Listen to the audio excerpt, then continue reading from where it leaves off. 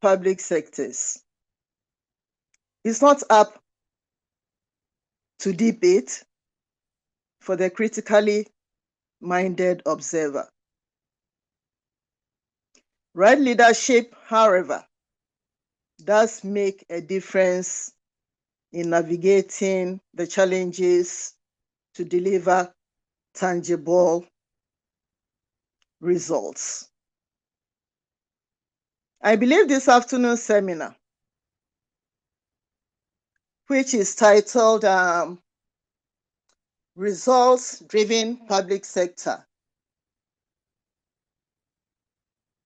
Leadership, Insights and Lessons from the Republic,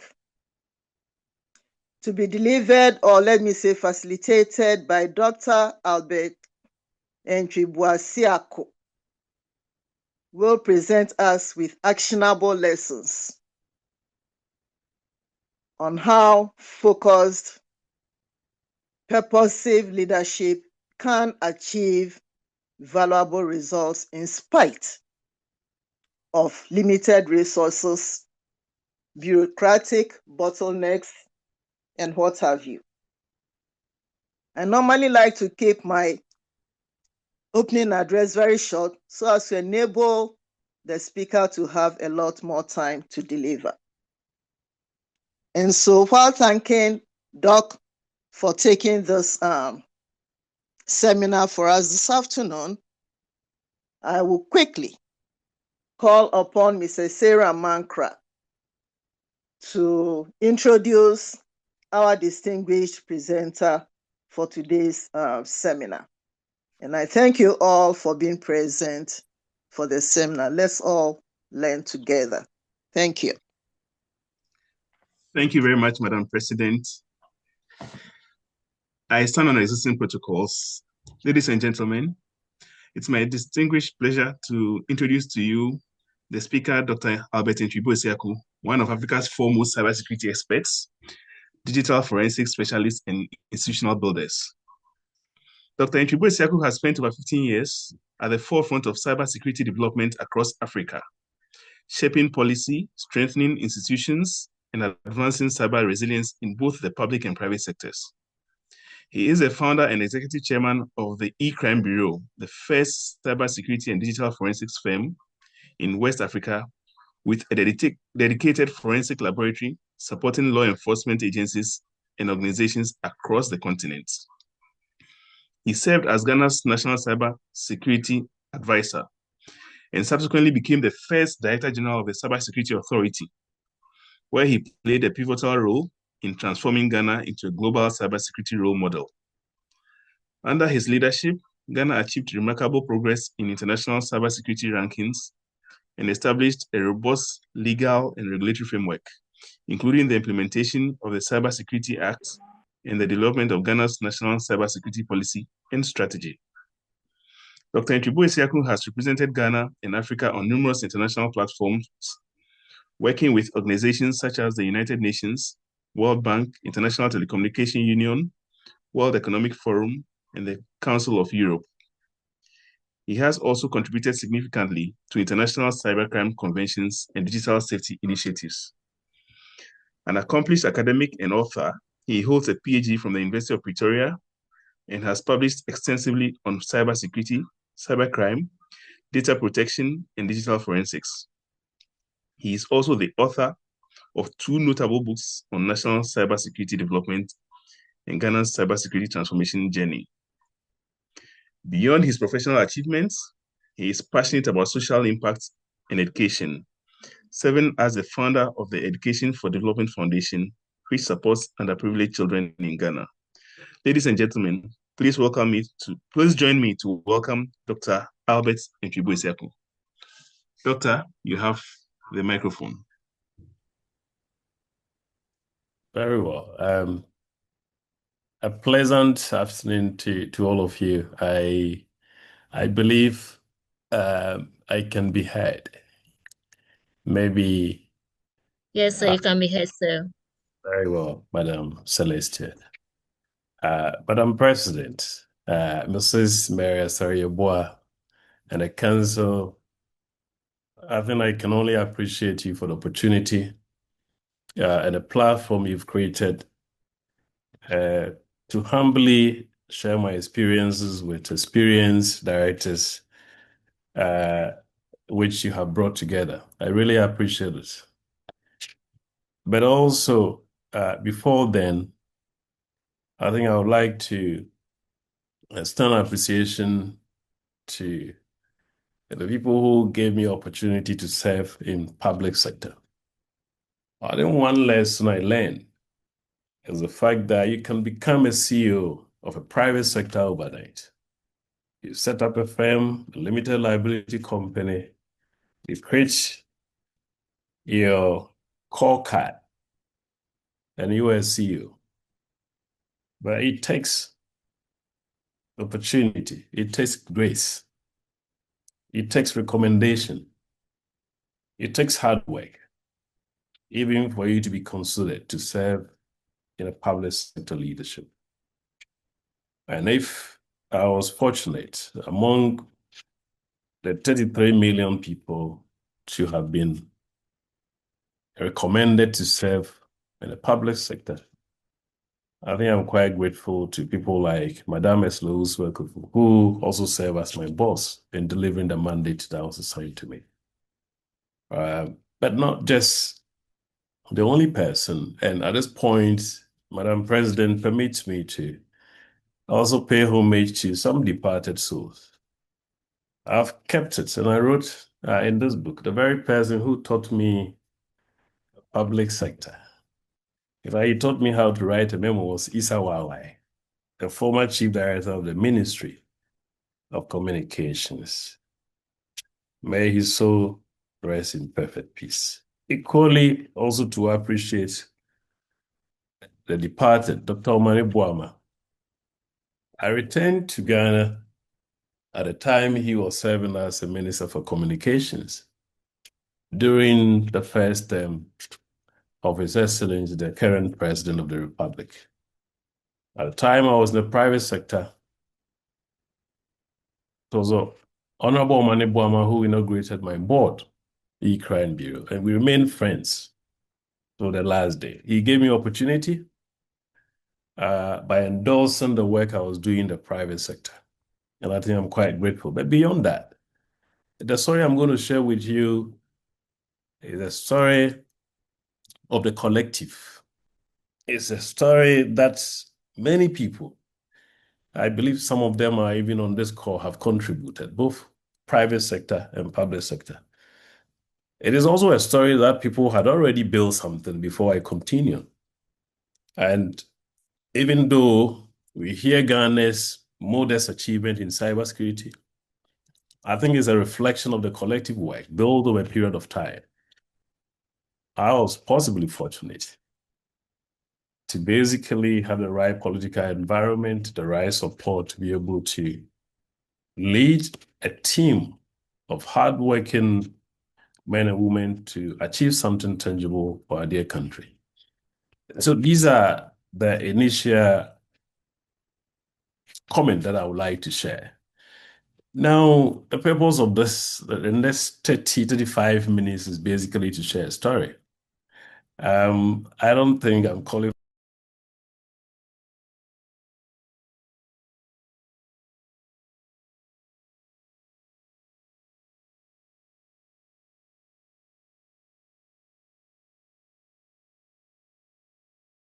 Okay. Mine is just a subjective experience of how I led Ghana's cybersecurity development for close to 8 years. And I think that is basically the context of which I am presenting this material. My presentation, Madam President, is structured around 3 areas. Just reflect on the growing expectations from our citizens that when you are called upon to serve in a public sector role, there are expectations around delivery. And the second part will just highlight the Ghana cybersecurity journey. Some of you may not have had opportunity to read the entire story. So I'll highlight a little bit of that. Then the most important aspect will be the lessons for results-driven leadership. That is basically what motivated my second book, The Republic, documenting my work and the lessons that I went through, that I gained, looking back in terms of what the nation achieved on this particular emerging area of our country. Then, of course, there will be questions, there will be comments as part of the presentation. Now, we'll look at the first bit. I think there is no doubt when we speak about Ghana's democratic public sector space, we're talking about enlightenment of our citizens.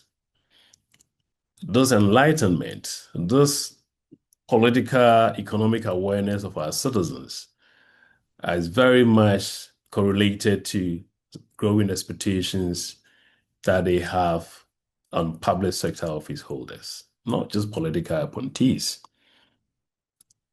because they have expectation on delivery. But one thing I've also observed as part of this journey is intentions and visions are not enough. You may have the most lofty ideas ever. Intentions as a citizen might always be right. But I think our citizens increasingly are measuring results and impacts. And therefore, when you are appointed to lead, either for a year, 2 years, 3 years, 4 years, or you are even fortunate to cover 8 years or a decade, then I believe that the citizens have expectation that you report on tangible results that have certainly impacted on their lives individually and collectively as people. And I think these are some of the guiding principles that we embraced when we started the journey. And I think my colleagues who traveled this journey with me are pretty much aware. Right from day one, my measurement wasn't based on effort. It was very much on the outcomes. Outcomes, not necessarily the activity report that the public sector will hold you to report on, because without that, you have not worked. And I'll share an interesting experience I had under the tutelage of Isawawai. I had started this job. I was appointed, first of all, as advisor. My appointment letter was just a 3-line. Nothing like terms of conditions. I was working. I wasn't paid for close to 9 months. I was working. I was basically glued to the work. But I think at some point, after I'd done about 6 months, I went to the chief director at the time and I said, "Look, chief, I'm nothing on my payment." And he said, "Albert, there's no evidence of work done." And I said, "Well, chief, but we are here. I start work at 6 a.m. at the ministry. I'm the last person to live there." He knew very well my work habits. And he taught me, he said, "Look, Albert, I know we're all here together, but I've not seen any report covering your work." Of course, the private sector person, those things were not one of the key areas of importance. But those were some of the valuable lessons. But I had to look back. I have to look beyond just documenting my work in a form of report. Looking at the citizens who have appointed, who have placed people in public sector positions and what their expectations were to be able to navigate and set a vision, a plan, a strategy that ultimately build our nation's cybersecurity and bringing it into such prominence globally. Please, the next slide. Now, a bit of Ghana's cybersecurity, and I must say, in the Republic, The book I have here, I think I've indicated that the story has been told as to what really happened before 2017. Thankfully, I was still in the picture. I was in the private sector. I returned to Ghana in 2011 to set up the E-Crime Bureau. My first activities were with law enforcement. My firm's lab was what the CID was using to process forensic investigation at the time, and Inspector General Laxon, Director General CID Pablo, and the AG's leadership of Madame Marietta. I helped the state to investigate and prosecute cases, including Simbox related cases. All those were handled in my private lab because capacity wasn't within the region at the time. I also worked closely with Omane Boama and the ministry at the time. That was when the first national cybersecurity strategy was adopted. That was in November 2016.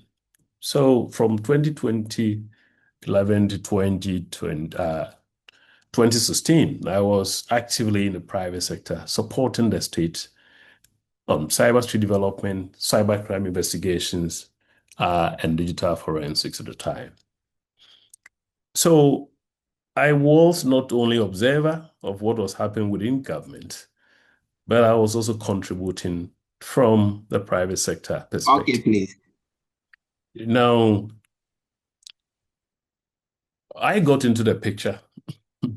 I'm not sure whether it's by divine providence or lack of opportunity. But one of the areas that I exercised my profession when I returned was Kofi Annan Peacekeeping Training Center. I had been a lecturer there teaching cybercrime, cybersecurity, cyberterrorism. And most of the members of parliament, most of the ministers, and other public sector office holders pass through that environment, especially most of them pursue programs in conflict, peace, and security, and I was lecturing. That was the very place I met Madame Eslows for the first time. I didn't know her. I was actually a novice, a greenhorn. But almost all of my key contacts were established through that particular sector. So in 2017, I had a call from Madame Esler, Albert. I've been appointed to lead the Ministry of Communications, and I want you to come and help me to build our nation's cybersecurity. It was a tough call. I consulted friends. Those who knew me never believed I could actually able to deliver the results in the public sector. I had a number of advice against accepting that role. Few recommended I take it up. I was doing well, actually. I had set up a practice in a niche area that didn't have many of this expertise. I was traveling around the continent, Kenya, South Africa, Morocco. So why do you leave us to accept a public sector role? But let's put things in perspective. At the time I took appointment, beginning as the cybersecurity advisor to the government, working through the Ministry of Communications, Ghana's cybersecurity maturity was measured at 32.6%, according to the ITU Global Cybersecurity Index. ITU is a global regulator of the ICT sector. It has developed a framework that measures how nations are developing their cybersecurity ecosystem. So that reference is key. There were some work that had been done, discussions even around cybersecurity policy and strategy started way back. You look at some of the legislations within the Sector Electronic Transactions Act had some good element of cybersecurity provisions. That was in 2008. Other ministers like Honorable Haruna, Honorable Kandapa, and a few others had done a good amount of work, supported by quite experienced chief directors, who supported the substantive ministers to deliver this mandate. But I want to put things in perspective. From 2017, when our ranking was 32.6%. Now, at the time of leaving office, I left office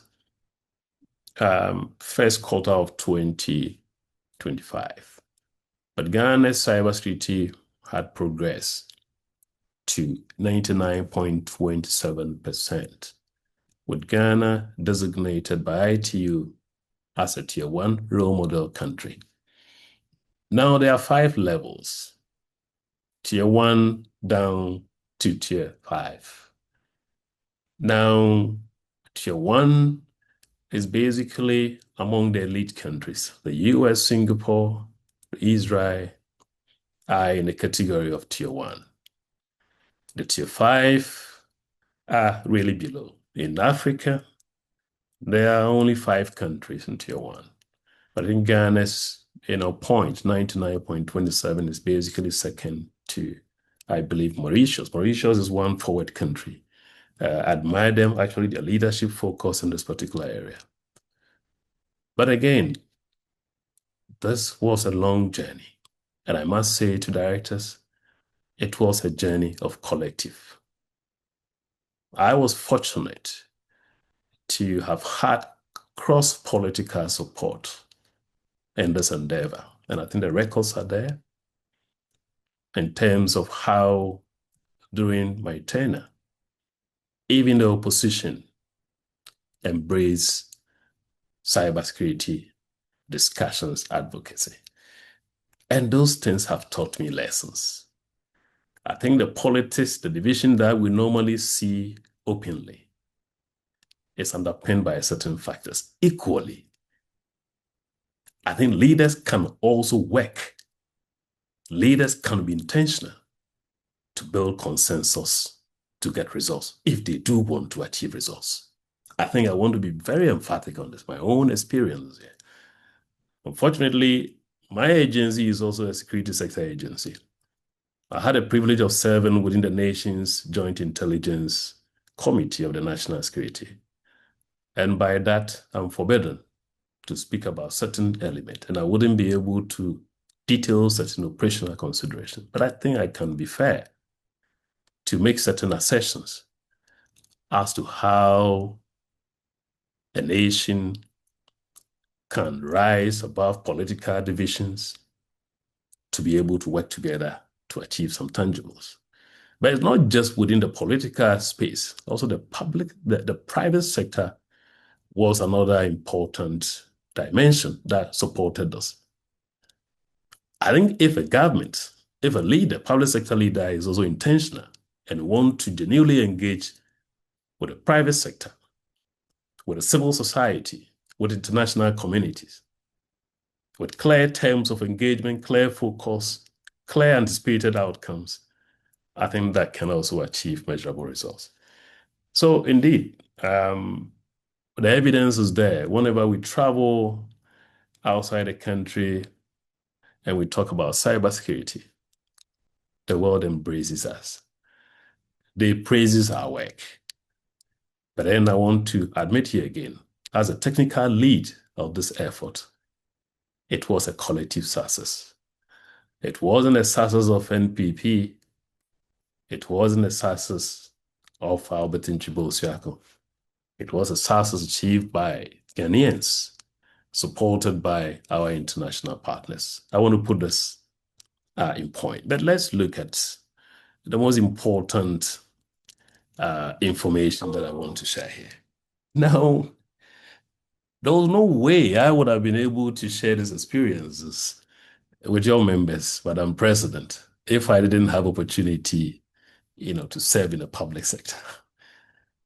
Leadership is the cause.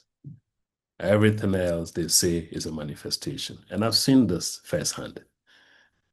I'll be modest to share some of these experiences. Now, I've identified 11 key lessons that shape the results that we achieve as a country. 11 because my mind is on the football this evening. Unfortunately, I'm not even a good football fan. But, today, this evening is quite an important evening for us. So I selected 11 as the team, to play against England this evening. And I want to run through each one of them. And I believe there will be about 10, 15 minutes to also get some questions and receive some comments. Now, the first one is how to marry vision strategy with political commitment. I did realize within the first year of my work that irrespective of the ideas, I had worked within the private sector. I had elaborated some good ideas. I had good connections internationally, where I study, where I work. So best practices were readily available. I had the ideas, I had the plans, I had the strategy. But without the political commitment, ideas will not see the light.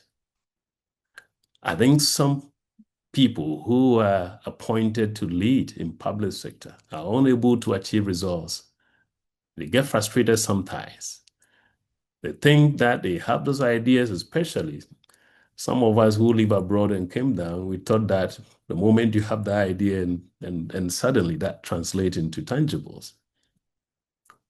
There was the need to marry that vision, that strategy, that Ghana can develop its cybersecurity. Ghana can build the foundational structures like the legislation that we have, the Cybersecurity Act of 2020, which is now a benchmark legislation for the global south, our national strategy, our work on the protection of children on the internet, our international commitment by way of acceding to international conventions like the Budapest Convention, the AU Convention on Cybersecurity and Personal Data Protection, the United Nations Convention Against Cybercrime. All these things, were achieved. But the political commitment, getting the government of the day to give attention to cybersecurity was imperative. One particular act was in 2017. I was appointed in July. And one deliberate effort was to get the president to lead National Cybersecurity Awareness Month. It has become a tradition. Even my successors are continuing, which is also a positive development that I want to touch on and commend the current leadership for that. But that was the first time in the history of the continent that we had a certain president participating in national cybersecurity awareness. I had done some study and awareness, our citizens' awareness on cybersecurity issues were very, very low. You also needed the international community, our stakeholders, to also see that, look, there is a genuine interest in this particular area. So we got a president at the Accra International Conference Center to open the National Cybersecurity Awareness Month, which even within the domestic ecosystem,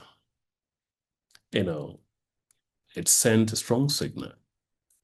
And I'm also happy that in 2025, even though I wasn't in government at the time, the current president also demonstrated such commitment.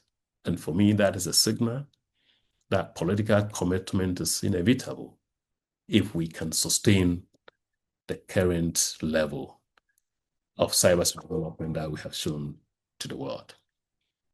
Now, number two, I don't know, when you do a survey, especially people who have not worked in the public sector, they seem not to like bureaucracy. The bureaucracy has a reason. I would say bureaucratic setup. It is there for a purpose. I learned it working in the public sector. It has a lot of benefits. It establishes the checks and balances. It gives direction. It establishes, it protects the stability. It maintains order. Now, in all this, the good things I've said, bureaucratic processes can also what? Put a dream, put a vision in disarray. So now the critical lesson is not to deal with bureaucracy. You don't sidestep bureaucracy. You navigate your way around. And I'll share one particular experience. One of the hardest experiences I had, the most difficult job, was convincing Public Services Commission for the fair wages in terms of emolument, salary for the officers, dedicated men and women who supported me to deliver this mandate. They were working more than the people who were working in the private sector. Now, consolidated fund, if you draw your salary from consolidated fund, the private sector where I was coming from, and the salaries that were being considered for our officers, there was no way I was going to even get a single person to work there. Now there's a classic rule in public sector that if you don't generate revenue, you don't even have a right to speak about a certain level of emolument. And that is classic. Public sector officers I interacted with, that was a norm. That was a bureaucratic norm. Yes, do you generate revenue? Look, that was quite interesting. No, the CSA wasn't created by Act 1038 to generate revenue. I think that is very unfortunate that most regulatory bodies have lost their regulatory focus in the name of revenue. I wanted to maintain a standard as a vision bearer, technically. Internationally, how are those institutions positioned? They deliver. It's a security-centric organization. So where from the revenue? Licensing fee, how much? And how many licenses are you issuing? Now, the argument, how do I shift the narrative from a revenue-generating agency to what I termed a revenue-protecting agency? At the time, there were piloting of online payments. Ministry of Tourism had done some piloting, and revenue that they mobilized receiving payment online had increased about 4 times. So they're all moving digital. No more manual, and we're seeing the numbers. So the argument was the CSA has been created to ensure that the platforms that help us to mobilize this revenue are protected. So can you then have a different consideration, a different treatment? Take us out of revenue generating agency into a different framing. It wasn't a straightforward conversation as I'm presenting here. It took more than a year. And patience is also required in all this. For the people I engaged with to appreciate that the CSA needed a different treatment. Certainly, they give the CSA something higher than the prevailing, level and categorization. Still not enough, by the way. And I think I shared experiences in terms of how countries who are really, really doing well are taking the direction. Italy is one of them. Italy is my second country. I studied there and I have a family there. So I have also visibility in what is happening. They've placed the officers who work within their cybersecurity agencies receiving the same salary as those who work within their central bank. They had to take a decision to be able to keep staff. Many countries are doing the same. Ghana has a bit of work to do in this, but even the starting point, and I said the bureaucratic norm was generate revenue first, and then we talk about emoluments, a decent emolument for the officers who work there. There was another also important area, policy and operational interaction. There has been a number of conflicts between CEOs and ministers because CEOs, managing directors handle operations, and sometimes it becomes quite difficult. But the question is, how do you effectively carry out operations? Some CEOs say, well, we are independent, we are carrying out operational activities independently. That is very true. But your operations emanate from what policy? I think that is where sometimes some of our colleagues also get that wrong. And I do believe that directors will find this valuable, and when you are serving on public sector boards and others, you can give the needed advice to CEOs, especially CEOs who have political backing. It does not work like that. I think finding a balance between policy and operations, ensuring that your operational deliverables are very much in tune with policy, certainly establishes the tranquility between the MD and the ministry, and support then is received in terms of deliverables. Now, number 4, one principle I also learned is lead, but you carry everything along. The story of cybersecurity development and the creation of cybersecurity as an institution was a tough one. And I must admit here openly, not many of those I served with, those heading other agency, were happy that a new agency was going to be established. Of course, I don't blame them, because we are human beings. We maintain certain level of power, certain control, and suddenly another agency is coming into the picture. Of course, there has also been agencies that have been created, and unfortunately, they have not lived up to expectation. So this sentiment are, valid sentiment in my view. But it takes vision and courage to anticipate a setup that every other African country is now following. Ivory Coast did this in 2024. Sierra Leone, same. Other countries are now starting. The Ghana's rise into Tier 1 is also based on the fact that we anticipated that eventually cybersecurity will have to be an institution, an agency. But I think we were deliberate. You coming into the picture, cybersecurity is like octopus. So the central bank has a role to play with the financial sector.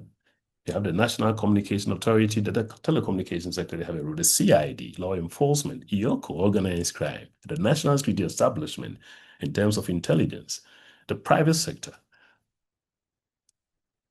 But I think that the frank of the matter is, there is always first among equals. We needed an agency that would lead this effort, but carry everybody along. And that led to the creation of what we call the Joint Cybersecurity Committee, comprising all these agencies, Data Protection Commission and others, of which Cybersecurity Authority leads. That is how we got this thing done. So the setup didn't take away their responsibility. In fact, it empowered them to be able to keep an eye within their respective world sectors. So NITA had a responsibility that public sector cybersecurity, CSA worked closely with NITA. Telecommunications sector, between CSA worked with NCA. That is how the structure was created. Some leaders fail because they take the power from everyone else. It doesn't really. In an environment like ours, cybersecurity is octopus. It doesn't work like that. And I think we got the right framework. Well, my colleagues in Nigeria may not be too happy, but Nigeria has struggled a little bit in getting closer to where we have gotten to because of this. A kind of different people working in silence, and that has certainly affected their improvement.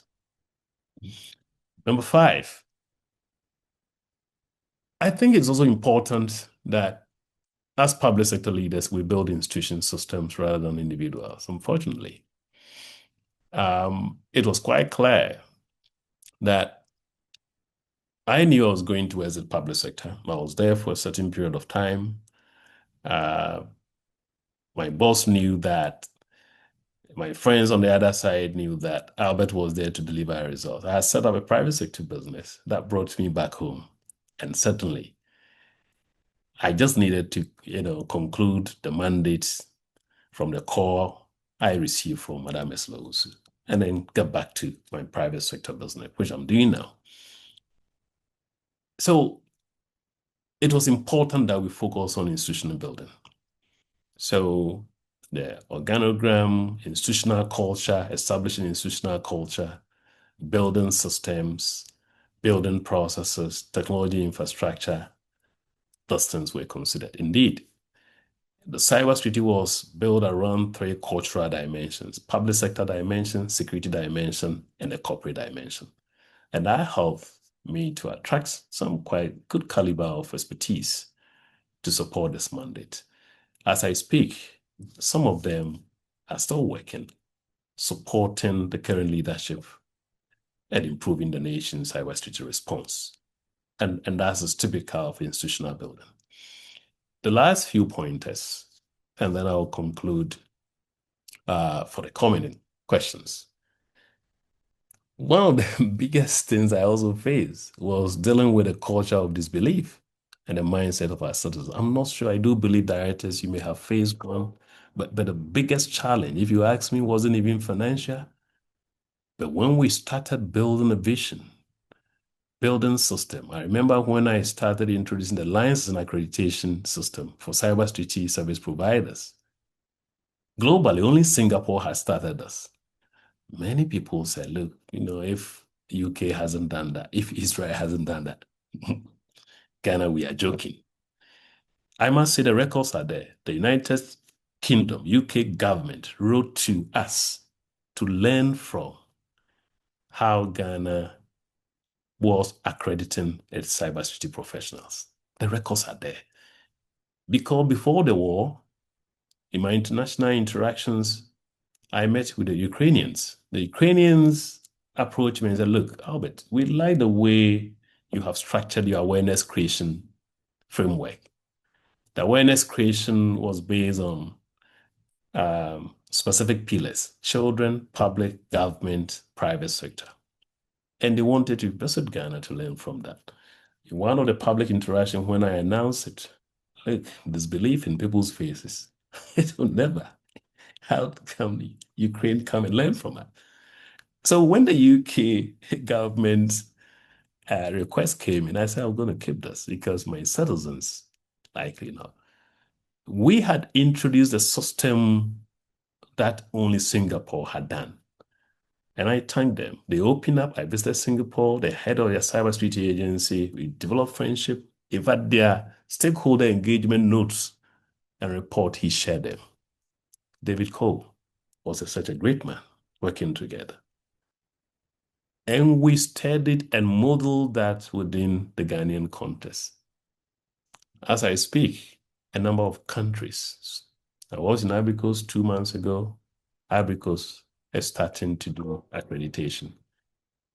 Zambia has passed a law that modeled our accreditation and license scheme. Malaysia has done that. Many countries are adopting what we have already implemented. That is a story of a role model country. A role model country cannot just be copying. A role model country certainly has to lead, set the pace, and guide others. And I think that is what Ghana did. Now, there is also one consideration. Being political and non-political at the same time, that was also another challenge. Now, you are a regulatory body. Cybersecurity is a very professional area of work. Albert is a professional who came into the space. And you are also reporting to a political office holder. How do you navigate this? I think more often than not, we do forget that even my professional operational mandate emanated from a political mandate. The minister who I reported to certainly came to power through political manifestos. That is how they will operate. You need to receive directions, but how do you also act? Your action and inaction as a leader, also protecting the sanctity of the institution that you govern.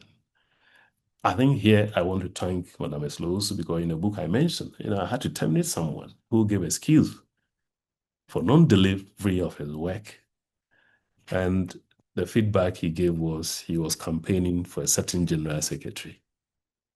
That was a case that the minister gave me full support. The person was dismissed.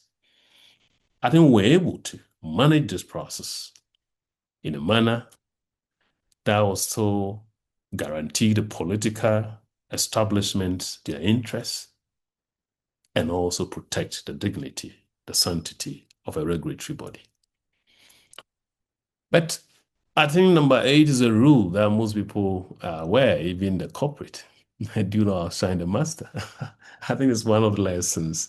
In my book, somewhere in the pages, I give advice to my successor. And whenever I speak to Divine, my colleague, my successor, I reference that. Say, look, be very careful. Don't enjoy the limelight the most.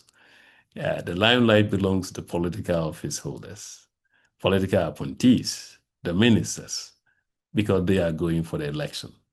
And I think Isawawa taught me very well how to navigate around that. You need to manage, and this is what the chief directors, the ministry officials are quite good. They will guide you. You go for an interview, you go for an event, your minister is there, you're going to grant an interview. Of course, the media may want to speak to a technical person, but you got to be very careful. If you speak better than your minister and you make the headlines, it wouldn't reflect so good. But I think when you also have a minister and there's a common understanding, you're able to navigate some of this pretty well. And it's a lesson for all of us. Once we report to superiors, I think there's a way to manage. But I learned one lesson. You can't be doing well or seem to be doing well and also to be, chasing public glory. And by the way, a number of instances that I had to reject a number of awards. I never went out publicly to receive any one of them. I think I received a correspondence of some institutional builder award coming up next month. I may be able to go for this. I was duly respecting this particular rule, to keep on with my job and deliver. I think that is the most important thing if you're a leader, a CEO, government CEO, public sector leader. My advice is we stay on results. We stay on delivery. Now, I've also made some interesting analysis about the people. I got to discover this when I exited office. And I think I place the people in 3 categories. A few of them who will be able to be open and defend your actions. Clearly, defend your action, not to defend you. But, they were part of the decision making. They will be able to come out and say, look, we did A, B, C, D because of that. But you got about 90% also, who will be very indifferent. In fact, they were part of decision making, but they will say, oh, I have no idea about it. Then you got about 5% who will also possibly throw you under the bus. In fact, they will actually fake evidence for one reason or the other. If you were a leader who took certain decisions that affected people, you may probably have taken actions to move people from one unit to other, disciplinary actions here and there. And when there is political change, transition. But in all this, I think the lesson, why did I bring this? That the people who are close to you will never act exactly the same as you are working with them. And you ought to be guided. And I think that's why the bureaucracy matters. You follow the rules, the audit procedures, the processes, the accountability mechanisms. Once you follow this, no matter how the people you leave behind act, I think your integrity will be intact. That is one lesson I will want to share with any will-be, leader within our Ghanaian public sector space. But also, I think we should measure tangible progress and results. Again, people can be smart in the public sector. Once they know how to document their report and file them, work has been done, because that's what traditionally the auditors will be looking at it. But I think we should look at tangibles. And one of the tangibles I'm proud of is able to establish 292, that people from the remote villages, once they even have the YAM and they have a cyber incident, somebody is trying to steal their money from their Momo account, they can call 292 freely, and the CSA will be able to respond and provide them guidance.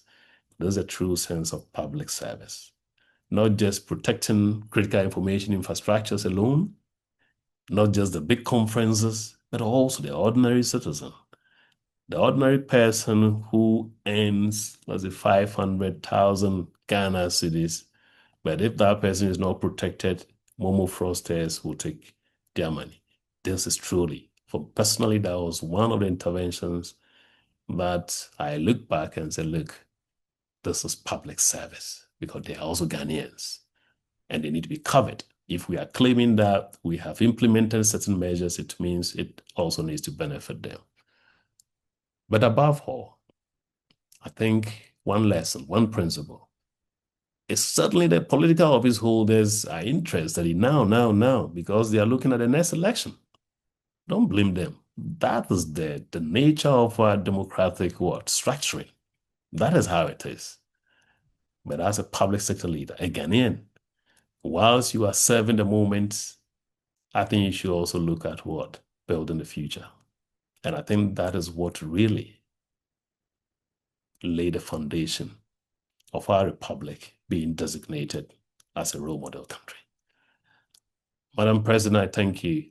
These are a few lessons, and I think at this point, I'll be very happy to go back to our moderator, and if there are any questions or comments.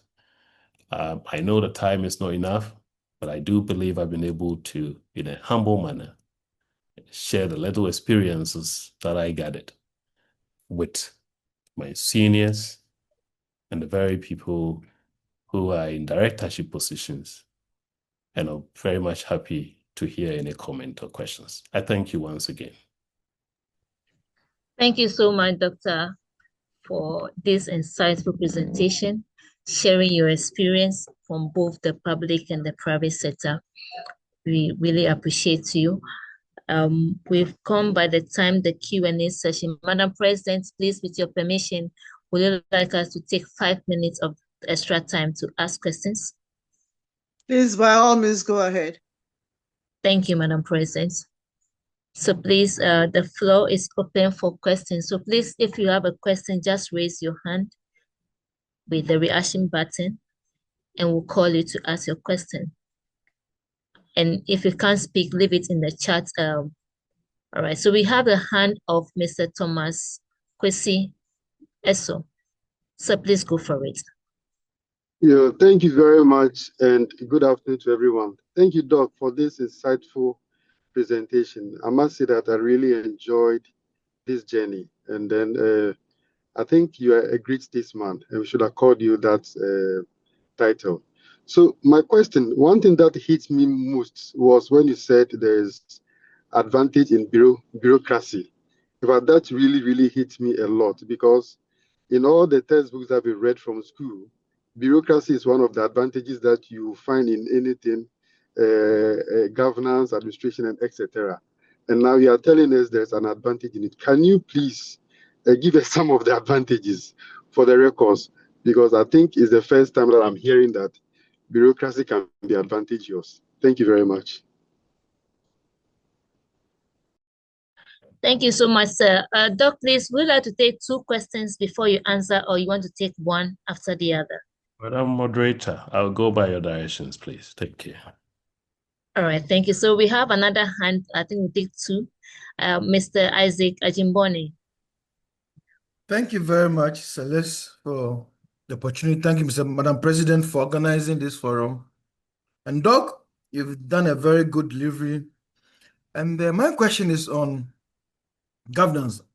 I'm an auditor in the public service, and when you do the governance audit, in terms of the composition of the board, the appointment of the board, you being in both private and public, if you are asked to propose a change, notwithstanding the laws that in the constitution, the president appoints all councils and boards.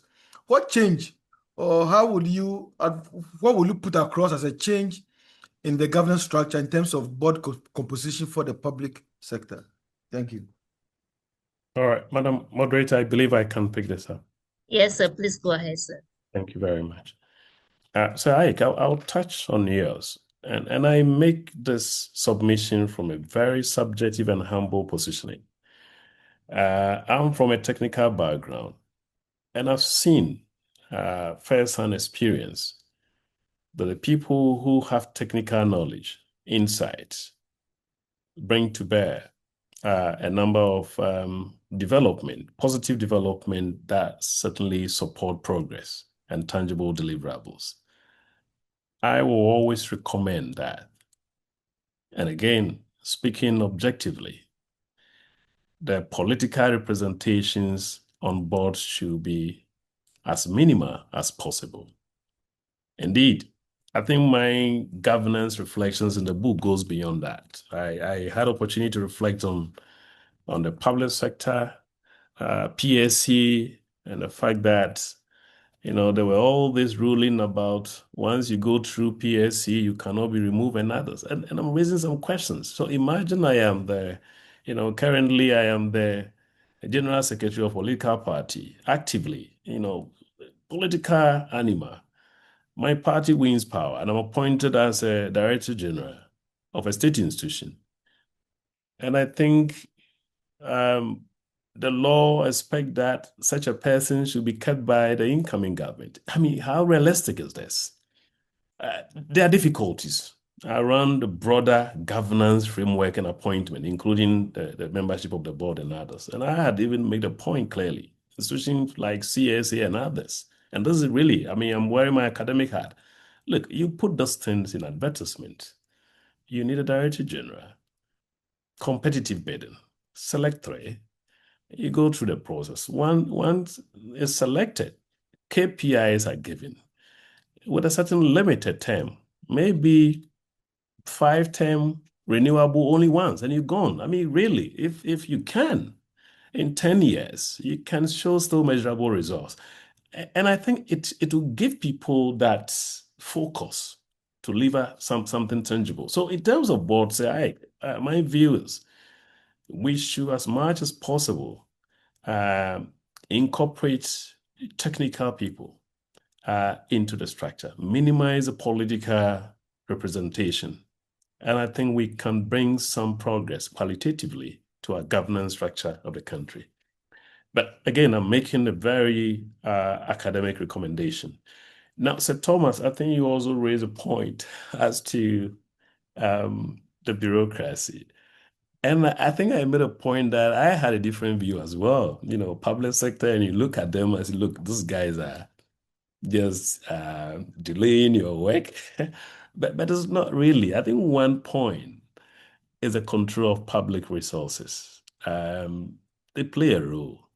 It's very important that when you appreciate this better when you serve in government. You look at financial controls, you look at auditing processes, you look at the procurement rules, public sector funds in particular. But it also supports continuity of government. It's very important that the government survives, the states survive, and you need the bureaucratic structures, right, to be able to keep this. Otherwise, just the political structures alone wouldn't be able to keep the state running as it is. I think the problem that sometimes we have is having our public sector officials becoming highly political, and I think that is where we may also want to consider addressing. But really, a bureaucratic system is also quite consistent, and it provides fairness in terms of administering public goods to the citizens.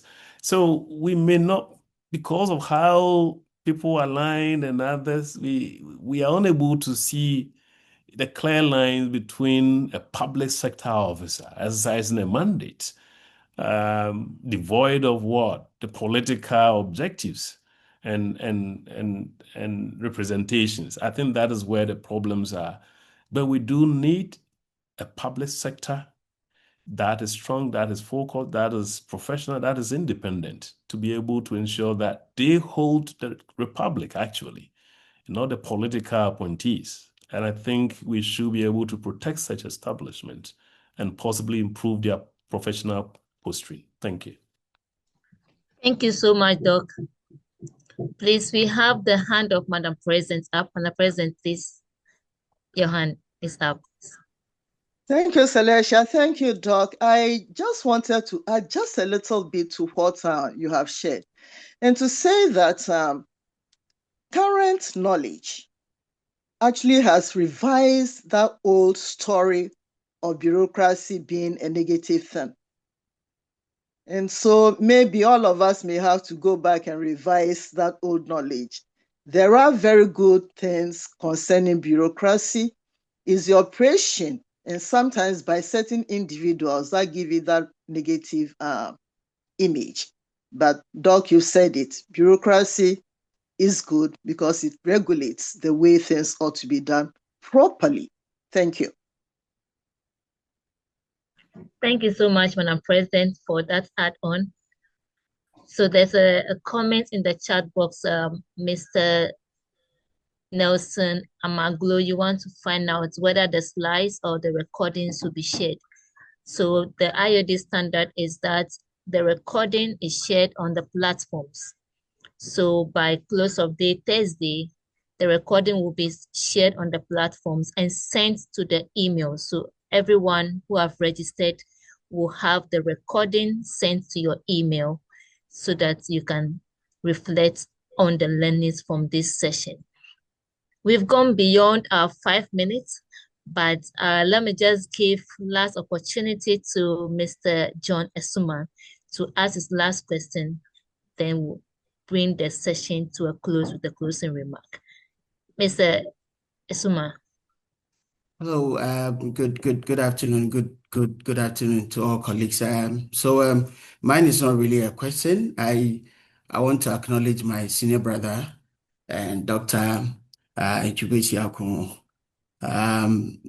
Doc, congratulations on such highly impactful virtual training you have shared with us. I think if you recall, in 2016, then Mr.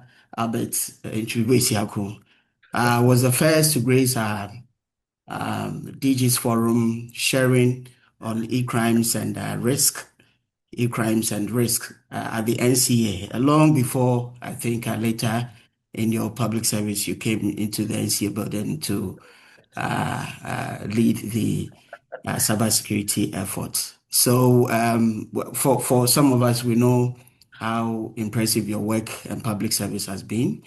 And let's listen to you. I think this is a well-deserved commendation, and well done on the session well delivered, Doc. Thank you. Thank you, John. John is one person I think who knew my work right from the private sector. And I do remember that was under the leadership of Mr. William Tevi and the tenure of Dr. Omane Boama. That's right. That's right. Also, NCA was generous to give us an office space until I exit office. And I do believe, John, you still support my successor. And in my conclusion, I think Ghana owns our cybersecurity. And as directors, I want to make an appeal. I believe the current leadership, led by the Minister, Honorable St. George, is driving further innovations in this area. It is in our collective interest that we support this trajectory. Not political, not tribal, not nothing. This is the only country we have, and I want to encourage all of us, whichever way, we may not be on boards, we may be private sector actors, we may just be observers, but I think it is for the good of our country and for the generations that will succeed us. Thank you very much. Thank you very much, Doc. And we, like you said, is for the good of our country. So on this note, I welcome my colleague, Sarah Mankra, to give us the closing remarks. and we'll draw the curtain for today's sessions. Kindly note that this recording will be sent to you on the platforms as well as your emails. And please watch out on the other platforms where you got the link to register for our next seminar in July. Seriam, please, you have the floor. Thank you very much, Celestial, and thank you very much, Dr. Antwi-Boasiako. Indeed, this afternoon, we realized that transformational leadership is not merely having a vision, but it's actually translating that vision into tangible results through perseverance, collaboration, institutional discipline, and a commitment to the greater good. And indeed, the cybersecurity story has demonstrated that within the complex public sector environment, exceptional outcomes are possible when leaders are focused on purpose. And they are also focused on the execution and the long-term national impact.